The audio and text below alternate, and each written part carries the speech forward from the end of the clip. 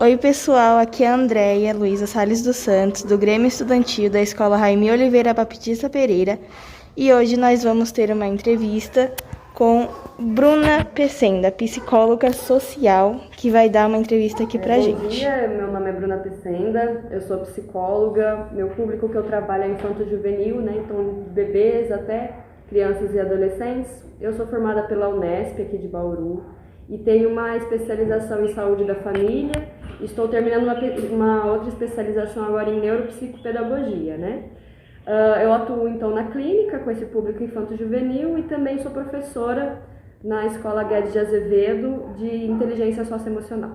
E na entrevista de hoje nós vamos falar sobre ansiedade e depressão. Primeira pergunta com Yasmin. O que é depressão e ansiedade? Os seus sintomas? Bom, muitas vezes a gente pensa em sintoma de depressão e ansiedade, a gente pensa na questão da tristeza, né, da apatia. Isso são sintomas, tá, gente? A depressão e a ansiedade, na verdade, elas são caracterizadas que a gente chama de transtorno mental, né? Então, o que acontece? Lá dentro da nossa cabeça tem o nosso cérebro, que é o que faz a gente pensar, que é o que regula, né, todo o nosso corpo, né? Então, se o cérebro não está funcionando direito, o corpo humano não vai funcionar direito. Aí o que acontece? Então tem o nosso cérebro aqui, e dentro do nosso cérebro, assim como todos os outros órgãos do corpo, eles são compostos por células. As células lá no nosso cérebro são especiais, elas se chamam neurônios, e elas têm essa carinha aqui, ó. Elas são compridinhas, e na ponta de cada corpinho dela tem como se fossem uns dedinhos, né? Então lá dentro da nossa cabeça, quando a gente pensa, quando a gente faz as coisas, elas estão sempre conversando entre si. Só que elas não têm boca igual a gente para conversar. Então como que elas conversam entre si? Elas secretam elas chegam pertinho uma da outra ali, né? E elas secretam umas substâncias que chamam neurotransmissores, né?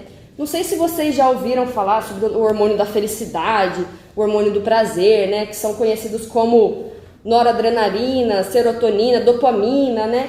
São hormônios que, quando a gente está funcionando bonitinho, as nossas células do cérebro vão lá, conversam e secretam bonitinho na quantidade certa.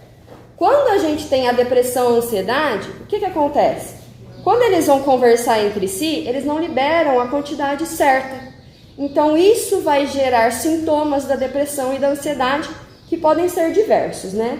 É importante enfatizar que tem vários substâncias, né, neurotransmissores, envolvidos nessa comunicação das células.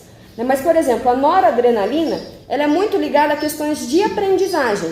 Então, se a criança tem uma ansiedade ou uma depressão, a questão de aprendizagem também pode ser prejudicada, e isso é uma coisa que os pais e a escola podem estar atentos como sintoma, né? Então a criança vai bem na escola, aí ela começa a ir mal na escola e tudo mais, isso pode ser sugestivo à ansiedade e depressão.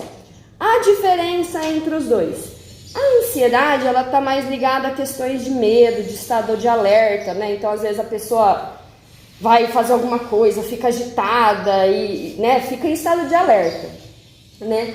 Então ela não consegue relaxar. Já a depressão, ela tá ligada mais assim, a pessoa começa a ficar tristinha, magoada, angustiada, às vezes tem muito sintoma de culpa, pode afetar sono, pode afetar a alimentação, né? Então, às vezes na ansiedade a criança come demais, ou o adolescente, a pessoa come demais. Na depressão ela pode ter problema de dormir. É importante a gente entender que assim, gente, não existe uma receita exata, uma receita de bolo sobre os sintomas da ansiedade e da depressão, né?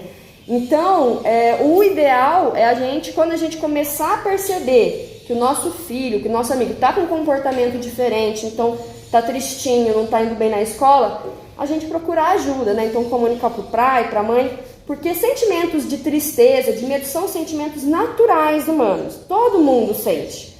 É até saudável, né? Só que o problema é quando está em exagero por muito tempo. Aí pode ser indicativo de um transtorno mental. Pergunta número 2. O que pode causar depressão e ansiedade? São inúmeros os fatores que podem causar depressão e ansiedade, né? Então, por exemplo, vai depender de pessoa também. Então, por exemplo, Um ambiente, violência doméstica pode gerar depressão e ansiedade. Quando a criança é muito sozinha, né? Então não tem amigos, não tem um bom relacionamento com outros familiares. Por exemplo, se ela sofre algum tipo de bullying na escola.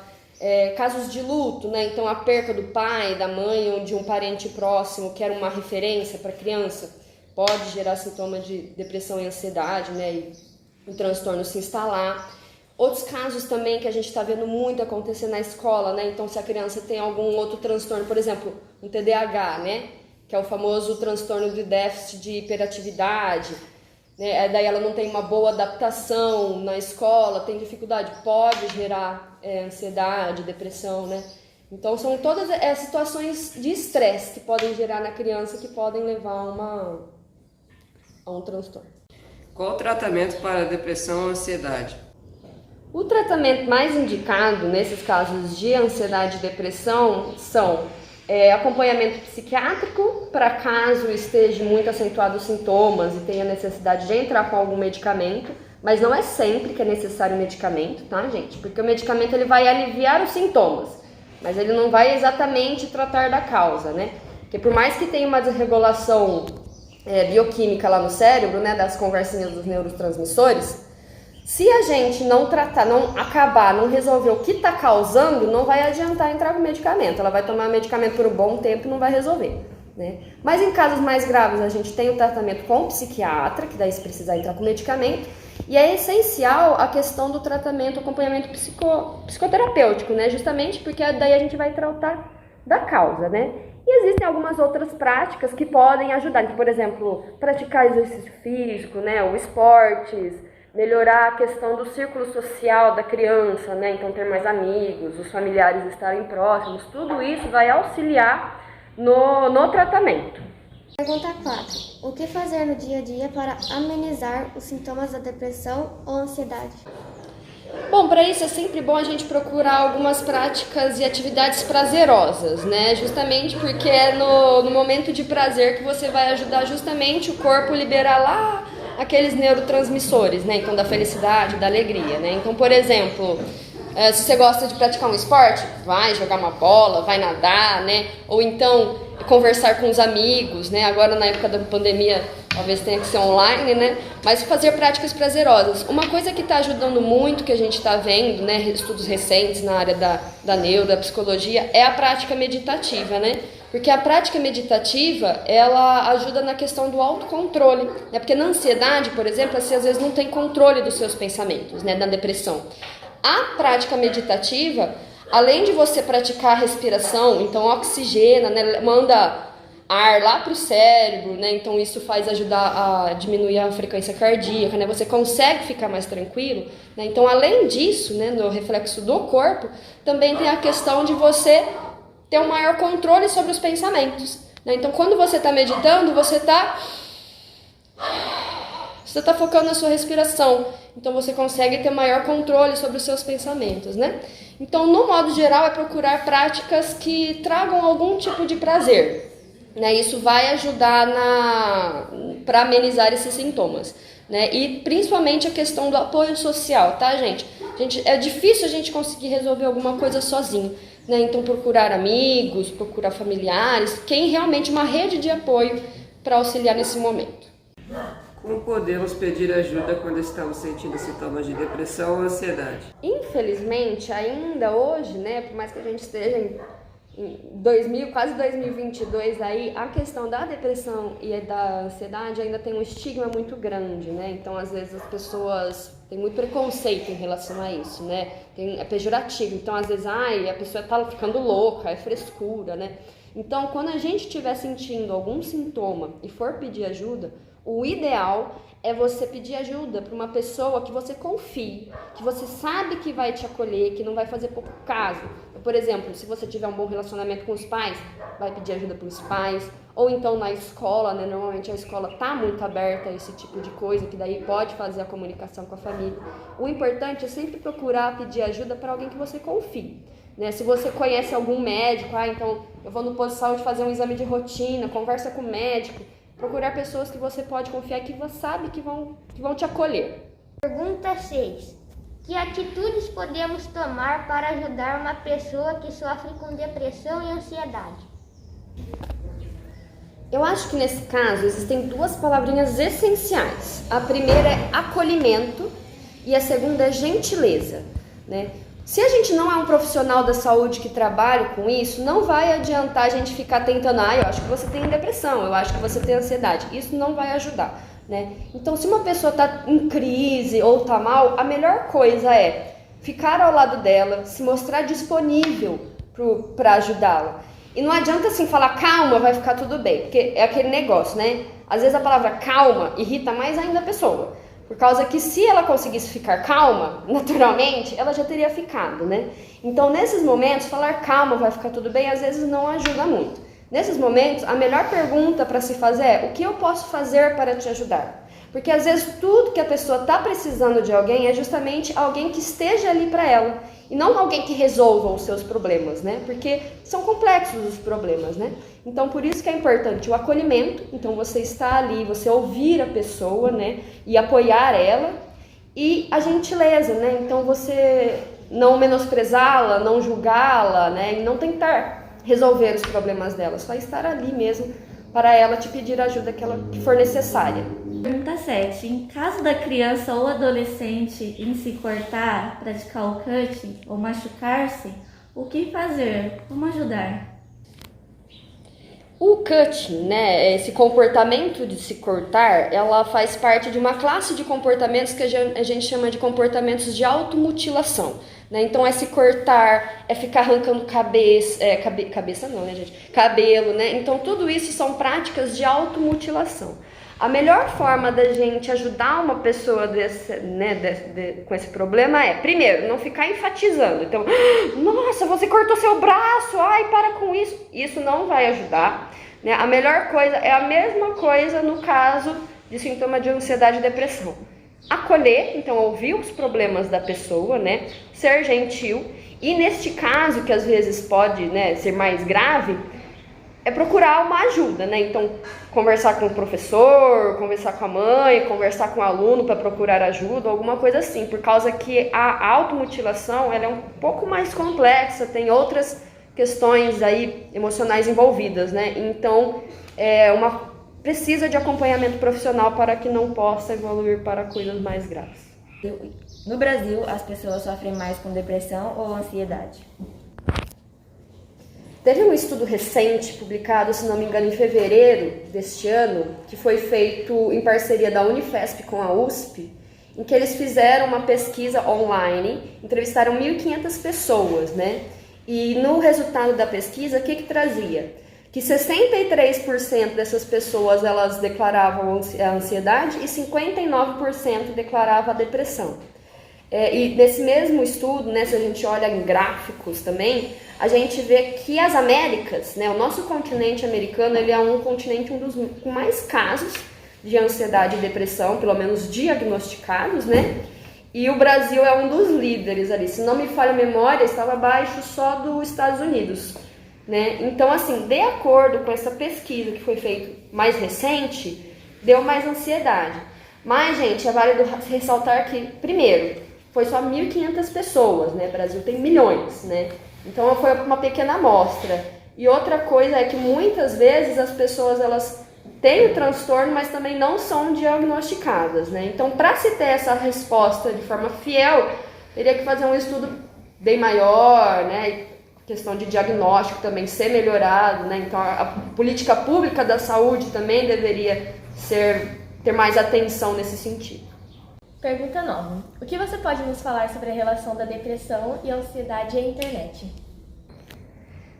É uma questão delicada, né? A internet ela é maravilhosa porque ela abre oportunidades, um mundo novo, né, de pesquisas e tudo mais.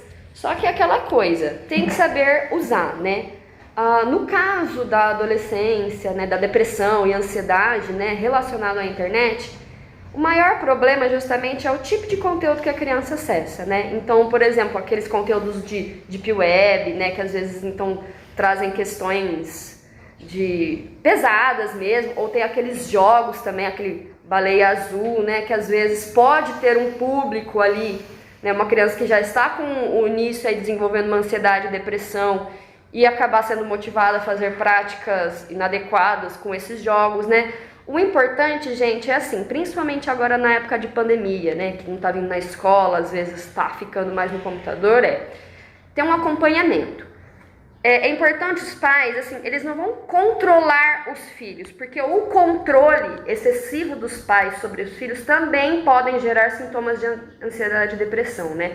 O importante é acompanhar. Então, quando o seu filho estiver na internet e tal, tem um momento que você participa com ele, vocês podem pesquisar sites juntos, então ver filmes juntos. Então você vai orientar o seu filho, né, desde pequeno aí, em como usar a internet de uma forma adequada, né? Porque o controle não vai ajudar. Se ele quiser acessar, ele vai acessar escondido, o que vai ser pior ainda, porque você não vai ter nem a chance de orientar, né?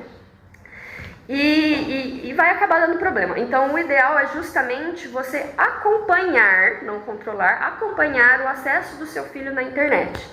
Então entra junto com ele, assiste filmes juntos, tenha um tempo para participar dessa vida do seu filho.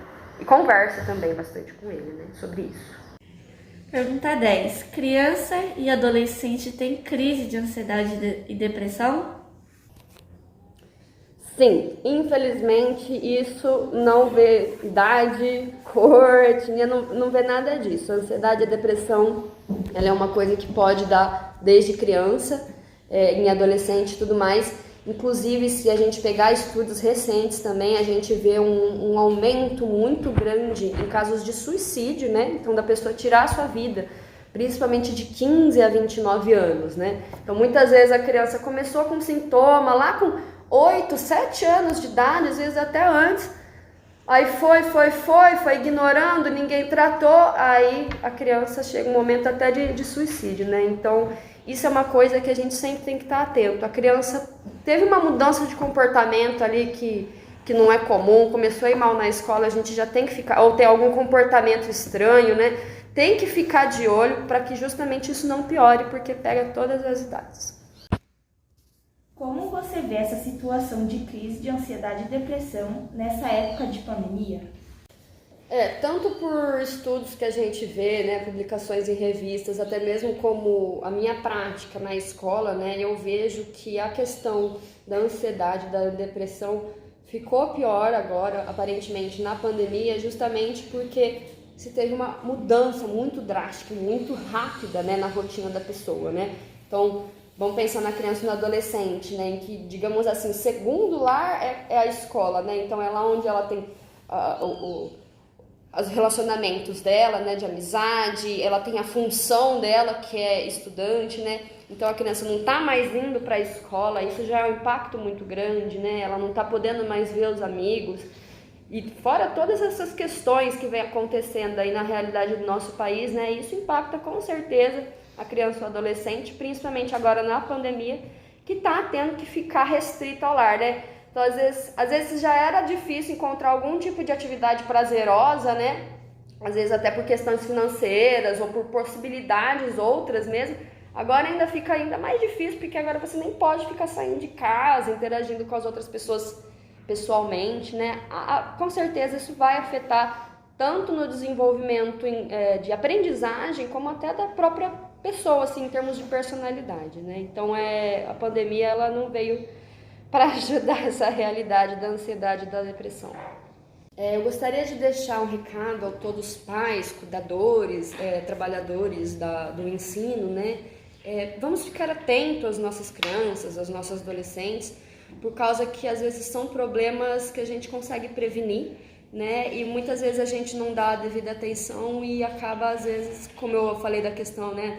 Essa questão do suicídio e tudo mais, levando a casos graves, né? No SUS a gente tem um apoio, né, que vocês podem procurar e no posto de saúde, então tem o CAPS, né, então o governo ele oferece um suporte pra gente. Também nós psicólogos tem a clínica social, né, que vocês podem procurar ajuda para os psicólogos através de clínica social ou daí planos de saúde, clínicas particulares, né. O importante, gente, é a gente procurar ajuda, que é um problema que a gente pode conseguir prevenir, pode conseguir evitar.